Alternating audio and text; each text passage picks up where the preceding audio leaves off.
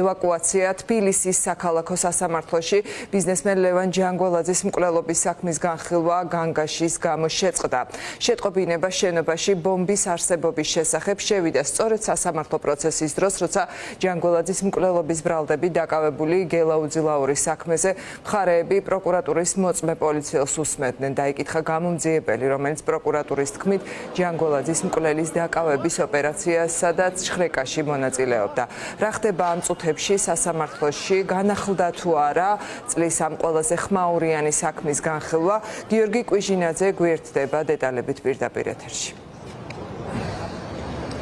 ჯერჯერობით სასამართლოს ხდომები არ განახლებულა დაახლოებით 1 საათის წინ თბილისის საქალაქო სასამართლოში გამოცხადა განგაში და მოხდა იქ მყოფი მოქალაქეების ევაკუაცია. სასამართლოს შენობიდან გაყვანილია ყველა, ვინც იმყოფებოდა იმ დროისათვის, მათ შორის შენობა დაატოვებინეს როგორც მოსამართლეებს, ადვოკატებს, პროკურორებს, ბრალდებულებს და მოქალაქეებს, რომლებიც ესწრებოდნენ ხდომას. როგორც ჩვენ გვაქვს ინფორმაცია, ევაკუაციის მიზეზი გახდა 112-ში შესული შეტყობინება, რომ თბილისის საქალაქო სასამართლოს შენობაში არის ასაფეთქებელი ნივთიერება, თუმცა ჯერჯერობით ოფიციალური განცხადება არც შინაგან საქმეთა სამინისტროს და არც სახელმწიფო უსაფრთხოების სამსახურს არ გაუკეთებია. ადგილზე მუშაობენ ექსპერტ-კრიმინალისტები, კინოლოგები, ახლა ისინი ამოწმებენ სასამართლო თბილისის საქალაქო სასამართლოს ყველა კუთხე კუნჭურს და ეძებენ სავარაუდო ასაფეთქებელ ნივთიერებას, რომლის შესახებ შეტყობინებაც რამდენიმე წუთის წინ შევიდა თბილისის საქალაქო სასამართლოში და შეწყდა ყველა სასამართლო პროცესი, რომელიც მიმდინარეობდა, სხვა საქმეები კი, რომელიც დაგეგმილი იყო გაურკვეველი ვადით გადაიდო. ჯერჯერობით უცნობია თუ რა ხდება ახლა თბილისის საქალაქო შენობაში, მიაკვლიეს თუ არა რაიმეს გამომძიებლებმა, ექსპერტ-კრიმინალისტებმა. ჩვენ ველოდებით ოფიციალურ განმარტებებს, როგორც შინაგან საქმეთა სამინისტროს მხრიდან, ასევე სახელმწიფო უსაფრთხოების სამსახურის მხრიდან, რადგანაც სწორედ სახელმწიფო უსაფრთხოების სამსახური ატარებს შესაბამის ოპერაციას და ღონისძიებებს ასეთ შემთხვევებზე და ფაქტებთან დაკავშირებით, თუმცა ჯერჯერობით უწყება დუმს და რაიმე სახის დამატებითი ინფორმაცია ჩვენ არ გვაქვს. ახლაც ატოვებინებენ თბილისის საქალაქო სასამართლოს შენობას ადამიანებს, მოქალაქეებს, რომლებიც ამ დრომდე იმყოფებოდნენ შენობაში.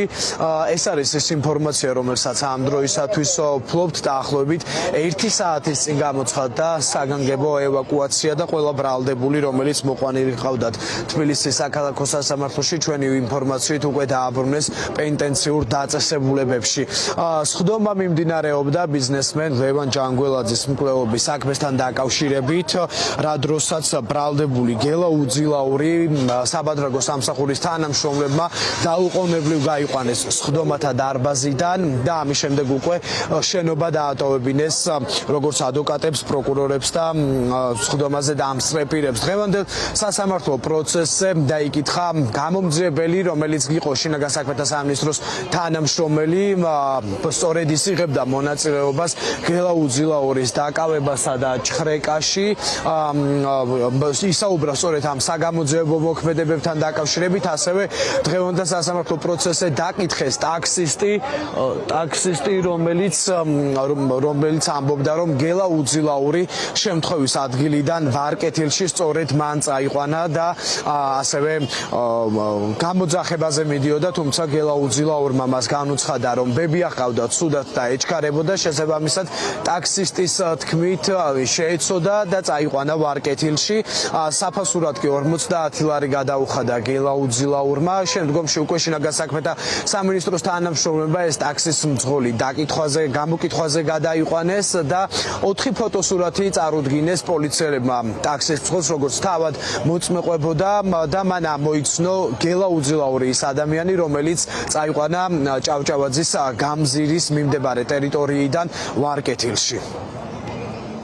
დღევანდელ სასამართლო პროცესზე დაიკითხა რამდენიმე მოწმე, მათ შორის გამომძიებელი, ვინც უშუალოდ დააკავა გელაუძილაური, რომელსაც გარდა სხვა ნივთების აღმოაჩნდა დაახლოებით 17,000 ლარი პირადი ჩეკის დროს. ასევე გამოიკითხა მოწმე ექსპერტები, რომლებმაც დაადასტურეს ერთის მხრივ ფარული საგამოძიებო მოქმედების შედეგად მოპოვებული მასალის იდენტურობა, ასევე წარმოდგენილი ვიდეო მასალის იდენტურობა და მონაწილე პირების ხმის იდენტურობის საკითხი. გამოკვლეული იქნა სასტუმრო ამბასადორის ვიდეო კამერები, სადაც გელა უძილაურის მეგობარმა, რომელიც წინა პროცესს დაიკითხა, დღეს უკვე ექსპერტმა დაადასტურეს, რომ გელა უძილაური თებერვლის თვეში უთვალთვალებდა ლევან ჯაგველაძეს და აგროვებდა მასზე ინფორმაციას. გამოკითხული იქნა ექსპერტი, რომელმაც შეისწავლა ამბასადორის კადრები სასამართლო განხილვის დროს ექსპერტმა კითხვაზე გვიპასუხა, რომ იგი არც ადასტურებს და არც უარყოფს გელა უძილაურის ამბასადორში ყოფნის ფაქტს. ანუ კონკრეტულად ესე გადაჭრით, რომ გელა უძილაური იმყოფებოდა ამბასადორში, აღნიშნულ ფაქტს ექსპერტი არ ადასტურებს. ეს არის ამბასადორის ეპიზოდში გელა უძილაური მისმა უახლოესმა ბავშვების მეგობარმა წამოიწყება. წინა პროცესზე დაიკითხა. შესაბამის სოდნის და კვალიფიკაციის მქონე პირმა ვერ გააკეთა დასკვნა და მეგობარი აკეთებს დასკვნას. აქ ხომ არის ის კითხვა, რომ მის მიმართ ხომ არ ქონდა მუხარას, ქონდა დაკავების მუხარას, ან რაიმე სპას. კი, რა თქმა უნდა. ადამიანს რომელსაც არ გააჩანა კვალიფიკაცია, სოდნა გამოცდილება და ეს რაღაცა ჩრდილებზე ამოვსო, სავარაუდოდ შესაძლოა იყოს ჩემი მეგობარი, ეს არის არალოგიკური.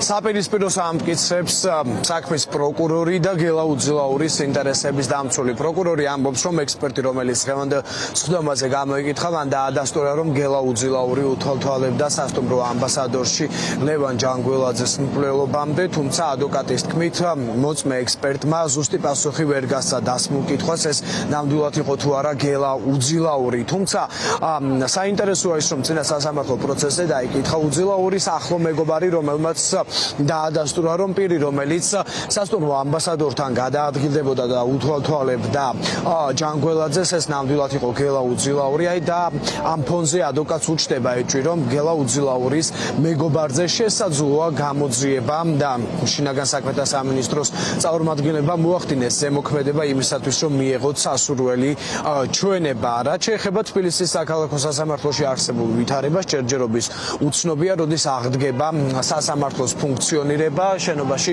დაახლოებით 1 საათის წინ გამოცხადა ევაკუაცია, როგორც შიდა პერიმეტრზე, ანუ შენობიდან, ასევე ეზოდანაც გამოიყვანეს მოქალაქეები და ახლა იქ მუშაობენ ექსპერტ კრიმინალისტები, ასევე კინოლოგები და ყველა კუთხე კუნჭულს ამოწმებენ იმისათვის, რომ შეამოწმონ ნამდვილად არის თუ არა ასაფეთქებელი მოწყობილობა საქალაქო სასამართლოს შენობაში, რომლის შესახებ შეტყობინებაც 112-ში შევიდა.